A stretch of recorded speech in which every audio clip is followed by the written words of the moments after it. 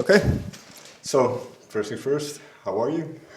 Good. Very good. We're Very so excited to be here in Amsterdam. It's like, I think it all still feels very surreal, but it's very exciting. Well, this is interesting. Let's start there then, because well, when you were growing up, and obviously you grew up in the same household, and when you start getting into music, obviously you can't envision that in so many years being in Amsterdam. But what is that kind of like now then? How do you look back at when you started out and those early kind of thoughts of becoming a musician?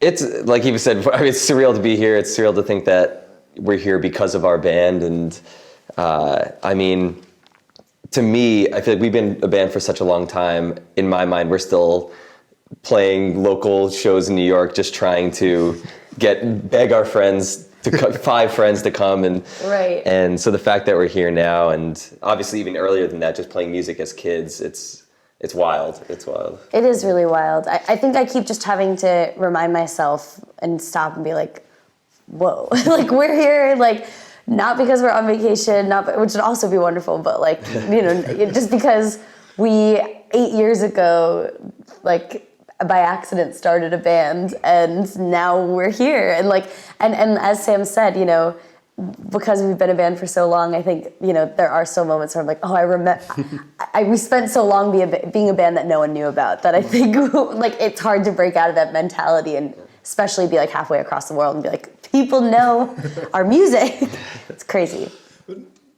And I might be wrong in this, but I think I read somewhere that your parents said that their dream was to have the two of you in a band. Is that true? It's so true. Our parents, I don't know how often they actually came out and said, it's our wildest dreams for you to, grow up and start a band together. But if we would ever be downstairs in the basement and Sam would be playing drums and I would like do anything close to like singing along to it, it was like our parents would like descend with the camcorder and be like, yes. We'd be like, shut it down. No, shut it down. If we would like sing together a joke, they would be like, you should record yourselves. And we would be like, stop, you're making it not cool. Because you like it so much. Yeah. Our grandparents were the only ones that like, if they wanted us to like, oh, do a little duet or something, Yeah, we'd be like, okay. Can't say no to grandma and grandpa, Yeah. fine. And Might get a couple dollars. exactly. Exactly. $5. But were your parents very musical? Because that's a very supportive environment then in terms of creativity to grow up in. Very creative, yes. Our mom is a photographer, and our dad was in a band when he was our age. I don't know how many shows they actually played, but they were pretty cool. We unearthed some of their demos. Pretty awesome. But no, honestly, not. And he didn't like make music after that, really, and then is a writer. Okay. Yeah. And growing up then, because I don't know what age difference there is between the two of you, but did you have the same taste, kind of starting out? Kind of. I'm trying to start a rumor that we're twins, but really, we're 5 years apart. People used to think we were twins, though. It took me a long time to finally grow, so I feel like for a while there it was like. We did have similar tastes growing up. In part because Sam is my older brother, so to me, my whole life, anything that Sam does, I immediately want to do it too. We listened to, Sam showed me Death Cab for Cutie growing up, definitely Blink-182, Weezer, and like a lot of those bands. She's being kind. There's probably plenty of other bands I showed that. There's also some less cool bands mixed in there. Blue Vega, Mambo Number 5, Smash Nothing wrong with that song. Yeah. Smash Mouth, love it. Those are great. I stand by those. And really, like, in a way, it's funny looking back on that. But because of that, because we grew up listening to the same stuff, it kind of really has us primed to be making music together. Because that's such a big part of it, is kind of having a similar foundation of what you agree to be like the best music can be. And musically in that sense then, do you feel now, because obviously you already have an album, do you feel now you kind of found that blueprint or that foundation on which to build? I think we have. It definitely took us a long time to get to this point and took a lot of songwriting and experimentation, but I think with Young Enough, the album that's about to come out, or the album that is out, I'm not sure when it's going, but our new album is, yeah, I think we finally reached a happy medium between, you know, what influenced us growing up and the kind of music that we really like now. And Yeah. Yeah. I think for us, that moment kind of happened when we recorded our first album, Guppy, twice, 2 times. And the first time we recorded it, I think, you know, you go through a period, especially if you live in like a big city with like a big music scene. I think we went through a period where we were constantly questioning what we did and what we wanted to be doing. And, you know, sometimes you fall into the trap of hearing other bands being like, they're so cool, they're doing so well, we should sound like them. Like, and I think the first time that we recorded our album was actually so informative for us because hearing it back, I think we were trying to be too many things that we weren't. And hearing it back, we realized, oh, that's like so not who we are as a band. And kind of realized that what the foundation is of what we do really is that we love, you know, pop music. And obviously Guppy is a less pop-leaning album than our current album, Young Enough. But still, I think it made us realize that the super catchy melodies and that kind of like explosive over-the-top production and just having our music sound really fun is kind of the core of what we do. Yeah, it's one of those things, because I talk about the word pop in a sense with a lot of artists. So was kind of one of the things getting over the fact that it's not a bad word per se? I think that was pretty easy for us to get over. I think it was pretty easy for us to kind of embrace pop. And especially because on Guppy, we had that first kind of turning point where we were like, you know, this might not be what's cool right now, but this is what we love and this is what feels most true to us. And also, you know, the music that we grew up listening to. Even if, you know, obviously you can say so many different things about a band like Blink-182 or Weezer, but I think at its core, those are both pop bands because those melodies are pop melodies. They're so catchy, so memorable, and really clever. And I think, and then beyond that too, I think there's also just a shift in like general opinion right now about pop. I think people are kind of not ashamed to say that they love Carly Rae Jepsen and also that they love like Radiohead or Sonic Youth and those two things don't feel that they're at odds anymore right now, which is great. I think it's so good. I think like guilty pleasure as an idea in music is so lame. It's like if music is fun and you love it, then like fuck it. That's what it should be. Yeah, either you like it or you don't. Yeah, Absolutely. exactly. But so with the second album now, then. Well, one thing you did on the previous album as well is you have that dichotomy between, well, it has to be fun and poppy, but at the same time there's substance to it. So that kind of idea of those two kind of worlds, combining those two or balancing those two kind of worlds, was that a conscious thing early on? In some ways, yes, and in some ways, no. I think from the very beginning we knew that we wanted to expand the instruments that we were using and to move beyond just using 2 guitars, bass drums.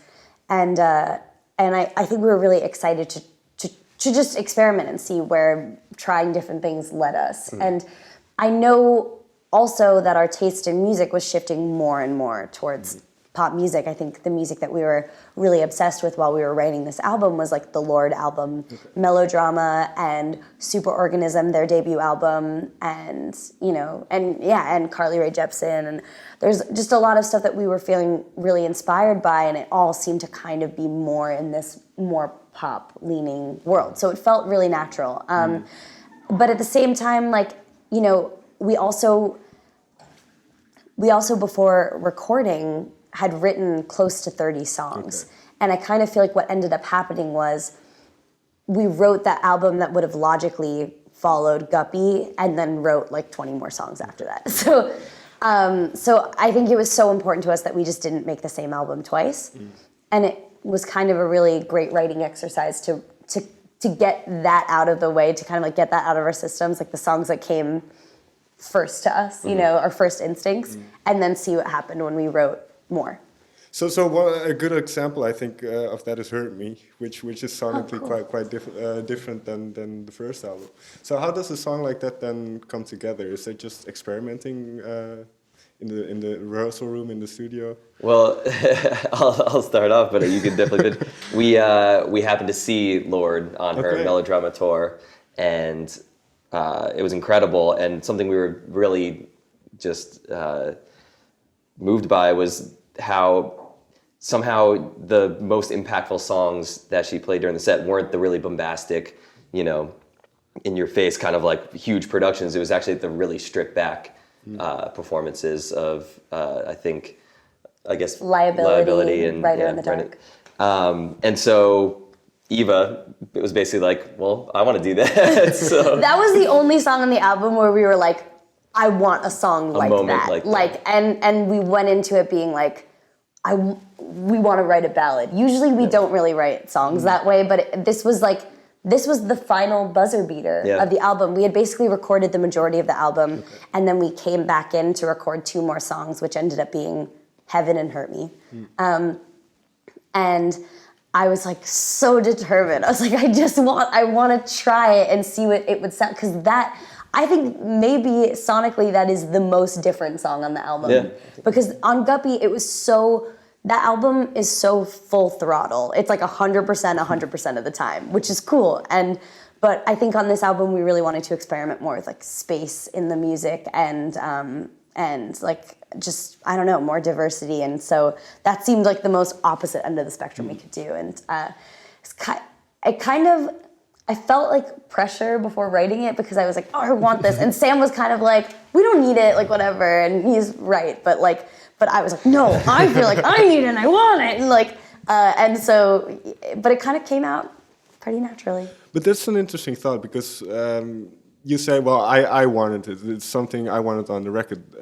Your first album, it was quite well received. So was there pressure from the outside as well to make a certain type of music, or did you feel that yourselves? We're lucky enough to work with our team. They pretty much let us have creative freedom, which is really nice. And I don't think anyone could put as much pressure on us as we put on ourselves. Right. And so I really feel lucky to be working with a group of people, just the 4 of us. I really think we're pretty able to say, if we're happy with it, then it's done. Yeah. And we're thrilled with it. And even if it was poorly received, just because, once you're in a position where people are receiving your music in a public way, or even like processing you in a public way, you know that there's always going to be people who hate it or don't like it, or they think you're stupid or whatever. And that's all okay, I've found, as long as you feel like really confident in what you've done and what you've produced. Because at that point, if someone doesn't like it, you can just be like, well, I made exactly what I wanted to make, so that's fine. It's not for you then. I think it would have been safe and pretty easy to write the same album again, and and we definitely wanted to push ourselves and push the limits of our band and just grow. Yeah. And one of those things then is also in terms of, like I said, substance, is the lyrics, which I think, Eva, you do. For you then, what is it like when she comes up with lyrics and you kind of, I don't know if you go through them, but... I'm interested too. Because they're not the easiest of subjects, let's put it that way. No, I mean, I am always impressed with Eva's lyric writing ability, and I'm thankful because I'm not very lyrically inclined myself. But no, I definitely, especially considering the subject matter of Young Enough, I definitely... That's your territory, and if you're happy, I'm happy. And the only time I've ever even had any input in the lyrics was really for the song Young Enough, and all that I even said was I just wanted the lyrics to be super relatable and really clear what the lyrics were about, which was really helpful for me going into writing those lyrics, I think. And I mean, honestly, I love writing lyrics. It's my favorite part of being in the band. But I think of all of the songs we've ever written, I'm most proud of the lyrics on that song, on Young Enough. How come? How come? Yeah. I think because it was a really hard song for me to write. You know, weirdly, it is easier for me, you know, certain songs like Chat Room that you might think would be like really difficult or painful to write. That song actually felt like a total joy to write. It just felt like I had been kind of like weighed down by this thing for so long and I couldn't figure out how to talk about it. You know, the subject matter, sexual assault and being in a manipulative, abusive relationship, I kind of couldn't even really talk about it with the people in my life. And so to finally figure out a way to articulate how I was feeling, and also just that song is such an expression, I think, of, it's not really about what happened, it's about kind of what happens after. It was about, you know, feeling freed from something that was really bad and kind of making it out the other end and saying, fuck you, instead of, you know, blaming myself for it. But a song like Young Enough, I think, was really hard for me to write in some ways because I kind of knew what I wanted it to be about before we went into writing it. And I could, you know, Sam and I wrote that song together, but it's Sam's baby. And he came to me basically with this idea saying, like, I have this idea for a song that has one chord all the way through it and everything just builds around it, and I just know that it's going to be the best song on the album. And I was so pissed off at him because I was like, what does that mean? like, oh, great, like no pressure going into writing the lyrics, but it's just going to be the best song on the album. So I was like, ugh. Just so you know. Yeah, exactly. I was like, okay, cool, great. And I knew, I agreed with him. I kind of, even from the very beginning, it sounded to me like a song that would come like at the end of a movie. And so I was thinking about that when I was writing, and, you know, I think of that song as being like the lyrical centerpiece of the album. It's kind of like sort of what it means to come out the other end of a really traumatizing experience, which is just that it gives you a lot of perspective on things that you previously thought were really difficult or really painful, and you kind of look back instead with gratitude. And acceptance instead of anger. And so I'm just really proud. I felt like I said exactly what I meant, even when it was embarrassing or hard. And yeah, I'm just super proud of it. I can imagine it's quite cathartic to get that kind of off you. Yeah, it is. And it's also cathartic to be at this point. Do you need to? No, okay. I was just checking with we're fine. It's also cathartic at this point to be performing an album that we still feel so close to. I think that's another big difference between the two albums, is just that on our first album, Guppy, it was kind of like years before it came out. And some of the songs, by the time we were releasing them and performing them, we had already been playing them for like 5 years. So it's like, and we still love those songs, but it's just, you know, there was less of a connection at that point. Whereas with Young Enough, I mean, like, it all happened in such an expedited process that I still feel the same way as I feel on all of these songs. So, you know, performing them feels really special. Well, tonight you're going to perform here in Amsterdam. So what is it like then when you go on stage, especially in a place where you haven't been before, and kind of to see how you can connect with people half a world away?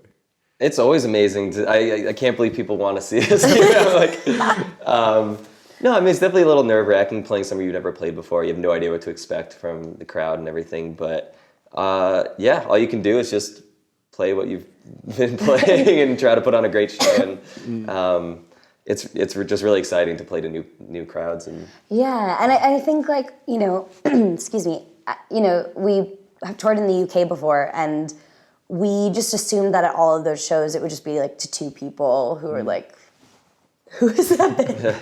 And it turned out that like every show of that tour was super well attended and people knew the words, and there's just no experience that is more mind-blowing than knowing that people halfway across the world know the lyrics to your song, know your songs. And it's just, I think, you know, a lot of there's so many different facets of being in a band, and sometimes you can get really bogged down being like, did this press person write about our album, and what did they say, was it good, whatever. And I kind of, nothing beats the experience of meeting the people who actually love your music and just realizing that nothing else really matters. Yeah.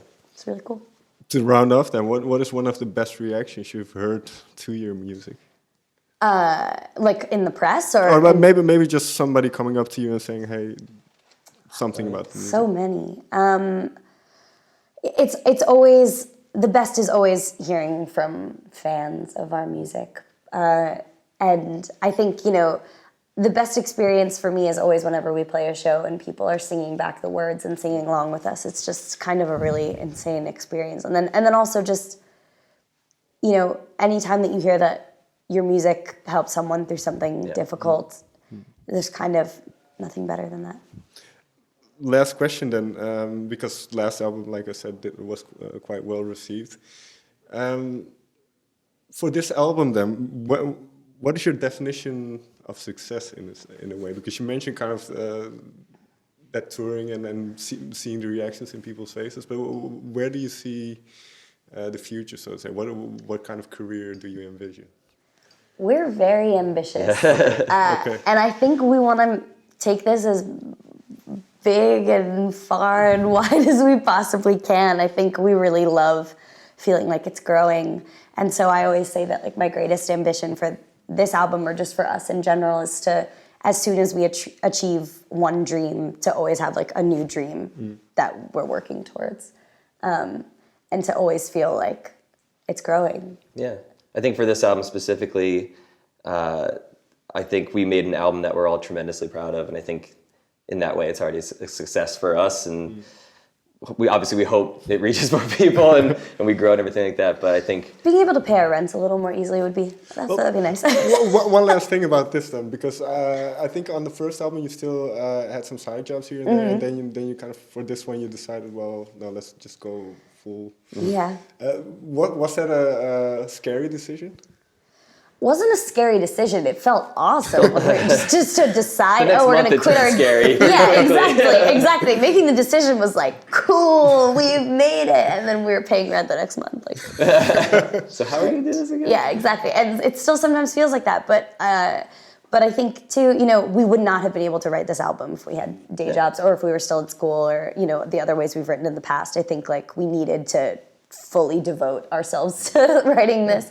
It's a full-time job. I mean, all around too. There's really no off days. I mean, you kind of never. It's weird. It's like, it's such a wonderful, and we don't take it for granted at all to be able to be having our dream basically as our full-time job. But the other side of that is that you can't ever like leave it at work, and so you're always kind of like. Even if you're like watching TV, you're like answering emails and like whatever. So it's it's stressful like a real job, but it's also the best thing that ever happened to me. So yeah. Well, on that note, then, thank you very much for your time. Thank you so much. This is awesome. Thank you.